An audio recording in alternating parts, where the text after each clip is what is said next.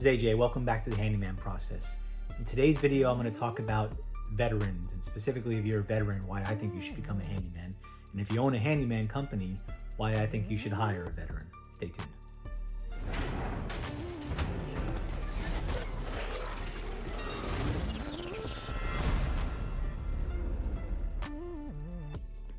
So full disclosure, I am a veteran. I did 8 years active duty in the Navy and another 14 in the reserves. Came in as an E1, retired out of the reserves as a 03 or 03E Mustang for those that are in the military that understand that stuff. I went through a lot of ups and downs in the military, just like if you're in the military or were in the military, you kind of know what I'm talking about. So I'm gonna talk specifically to the veterans first, and then I'll talk to the business owners a little bit. So why do I think you should become a handyman? First of all, I'm only talking to the people who are handy. No offense to some of the other folks who aren't handy. This video is probably not for you unless you just want to listen in and share it with the buddy. I'm talking about the men and women that went into some type of technical trade. And you know what I'm talking about. You scored well on the ASVAB test and you went into some type of trade where you're working with your hands, you're fixing things, you're repairing things. By definition, you have the qualities to become a handyman or really pursue any kind of thing that you want to do there.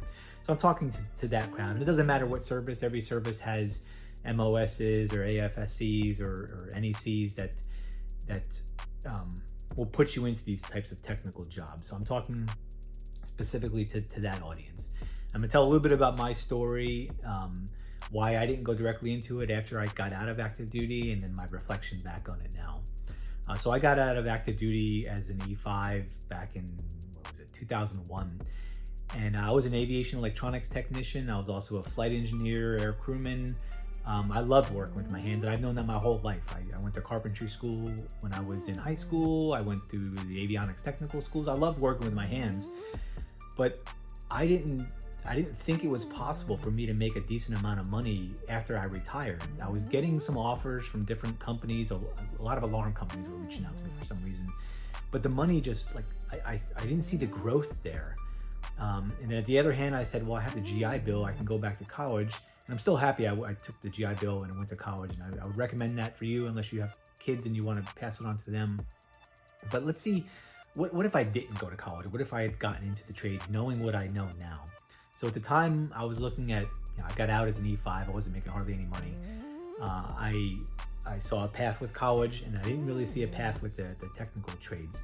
But now that I'm in the technical trade and I'm specifically a business owner, you can make 6 figures all day long. So if that's something that's holding you back, don't let it hold you back. If that's truly what your passion is, it's like if you fast forward in life, like what do I enjoy doing? What gives me a sense of satisfaction? I tell you right now, opening up a PowerPoint or a spreadsheet does not give me a sense of fulfillment. I do it and it pays me money in my day job.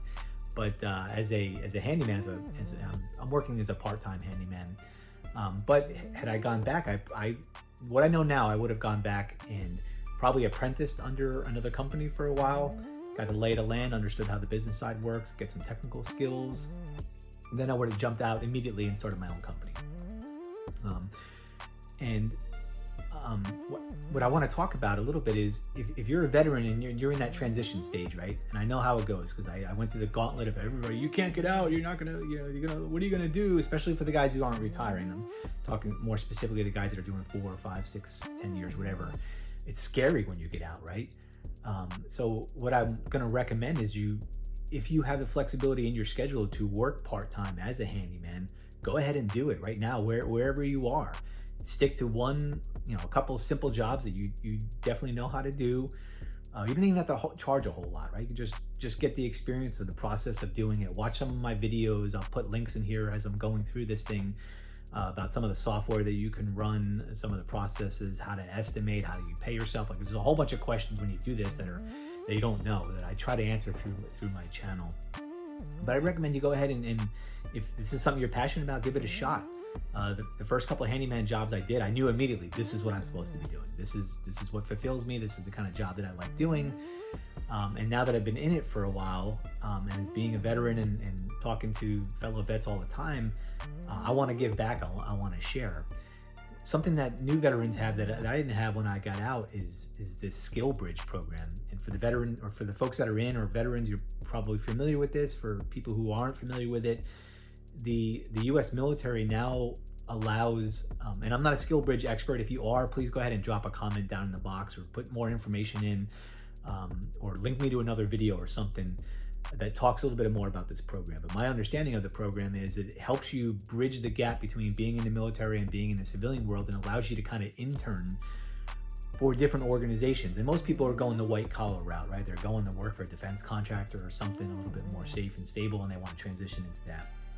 What I would say is talk to your point of contact for the skill bridge program and find out, can I do it as a handyman? Can I do it as a carpenter's assistant, electrician, whatever it may be? I'm going to put a link in here to something called the Handyman Registry, which is just a list I got started just for handyman across the country to kind of keep in touch with each other, because the handyman community is much like the military community, where we're helping each other all the time. People are asking questions. We're kind of going back and forth. It's not as, you're not on the job necessarily with a handyman. Like I'm in Texas, and I'm talking to handymen that are in California, but you have that shared common bond similar to what you have in the military. So to help facilitate that, I set up a website called I Am Handy. I'll set it up here. And more of it is a free resource for handymen across the country to connect to each other, for people that are trying to get into this space, to learn a little bit more. I'm trying to kind of curate the best that I've learned along the way and kind of put it in there. And part of that is the development and the maintenance of the Handyman Registry, which lists handyman all across the country. So if you're getting out and you want to go back to Idaho, Kentucky, Texas, wherever it may be, chances are there's handymen that have been added to that registry. That feel free to reach out to them. Hey, I'm so-and-so. I'm interested in becoming a handyman. You probably know nothing about this skill bridge program, but let me lay it on you. And your sales tactic to them is, hey, I'm going to be free labor to you as long as you kind of teach me the ropes and let me know kind of what you're doing. I have a strong feeling, now I'm talking to the business owners, that you might be interested in that. Imagine having a guy on payroll for a couple of months that you don't have to pay, that has his own insurance and all this other stuff. He's just eager to learn. And I'll tell you right now, if you've never worked with a veteran, they're kind of like cops. The majority of them are great. There's a few bad apples, so you got to be careful what you get. But chances are you're going to get somebody who's solid with a great work ethic that just wants to get stuff done. And actually maybe a little overwhelming. Like, they may be eager to work 12 hours, 18 hours. That's the kind of people that I've worked with in the military, and that's the kind of people that you can kind of expect if you're bringing a veteran in. So definitely reach out and check that out. If you want to specialize in any particular jobs, again, same thing, reach out to some different handyman, check out some of the YouTube videos that I link to.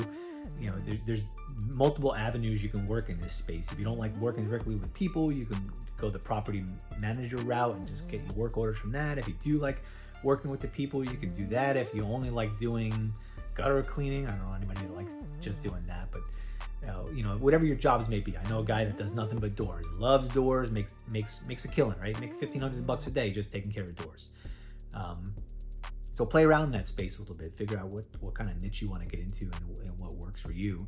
And then try to connect with people that are in that space. What are you doing? How are you doing? What kind of tools do you have? It's not like fishing where people aren't going to tell you anything. They're going to say, yeah, this is the tools I use. I find this, I find that. And you learn very, very quickly kind of the tools of trade, what you need, what works and what doesn't work. So that's more towards the veterans, and I kind of jumped in a little bit towards the business owners. But if you're a business owner looking for somebody, even if they're not in the Skill Bridge program, reach out to your local VA office, reach out to veterans associations in your community and put the word out. Hey, I'm trying to, there's a couple of reasons to do that, right? First of all, hopefully you're going to get a solid person with a good foundation. And second of all, majority of people haven't served in the military and have great respect for men and women who have served. And if you want to pay back a little bit by bringing somebody on and giving them an opportunity, that's a great opportunity to kind of do that.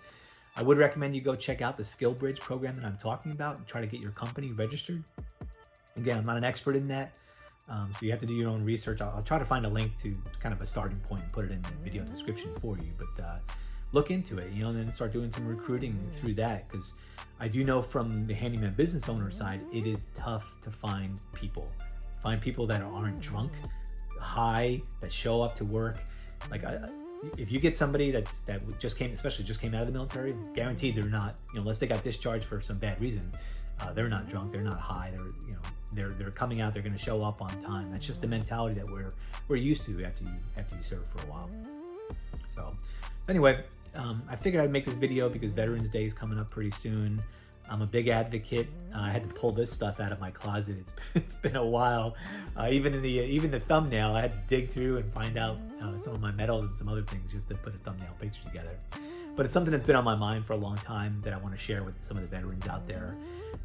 So if you like this video, you want to share it with other veterans, go ahead and tag them. If you're younger and you know other tricks how to do this, you could be older and know those tricks too, but I don't know really how to spread the word and get the word out there.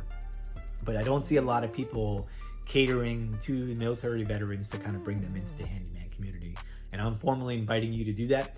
And if you have a handyman YouTube channel and you want to try to bring some veterans in as well, feel free to tag this video, reach out to me, we can collaborate and do whatever. Anyway, I appreciate your service. I appreciate your time and consideration, and I wish you the best of luck.